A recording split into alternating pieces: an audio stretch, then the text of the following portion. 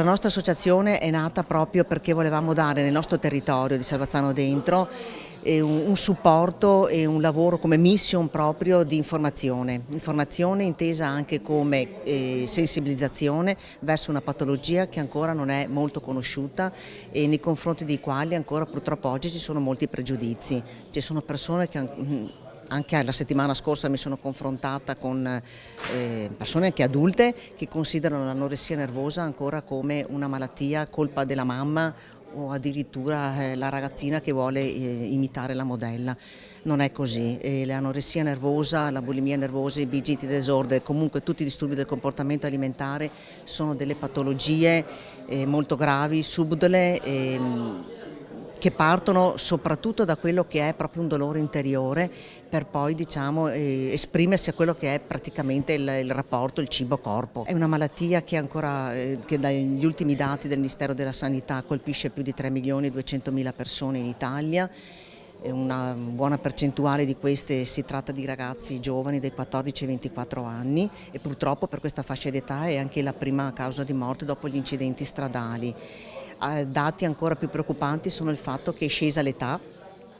di questa malattia e andiamo addirittura a ragazzine molto giovani. Ecco, per cui noi come associazione, lavorando nel territorio, subito dopo ogni evento abbiamo fatto degli sportelli di primo ascolto, che sono degli sportelli non terapeutici ma gestiti da noi genitori. C'è un primo abbraccio alle famiglie che si trovano soli, impauriti e spaesati e non sanno effettivamente da che parte cominciare. Una malattia molto diffusa e di cui si parla troppo poco. Le ragazze, spesso sono ragazze che ne soffrono, non hanno la percezione di avere un problema e quindi è molto difficile a volte riuscire a portarle alla cura. L'ideale è prevenire questi aspetti informando l'opinione pubblica, informando le famiglie, informando un po' tutti come abbiamo tentato di fare oggi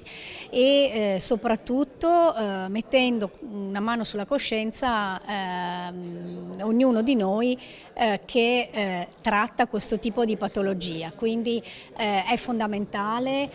che ognuno di noi, ogni psicoterapeuta nella sua professione sia in grado di valutare molto bene la propria preparazione nell'affrontare questo tipo di patologie. Tutti noi facciamo il viaggio di Ulisse, figuriamoci gli adolescenti. Gli adolescenti cominciano a navigare in maniera autonoma nel mare della realtà e il vero problema ai giorni nostri è che oltre al mare della realtà c'è il mare del web, la navigazione sul web, in cui ci si può imbattere, io dico spesso no, nel web non c'è tutto ma c'è di tutto, e quindi ci si può imbattere per esempio nei siti pro Ana e pro Mia, che sono quelli che umanizzano, rendono, diciamo così, ammaliante tutte delle problematiche patologiche che riguardano proprio il cibo, il corpo, la percezione di sé e l'autostima. Quindi si tratta insomma di vigilare sull'uso dei nuovi media e chiaramente questo lo devono fare le agenzie socializzanti, come si dice, quelle tradizionali, quelle sicure, quelle di fondo, la famiglia, la comunità locale e la scuola. E adesso, da un po' di tempo, da alcuni decenni, il problema è che anche il sistema dei media, vecchi e nuovi, è diventato agenzia socializzante che fa concorrenza alle altre, con minori garanzie.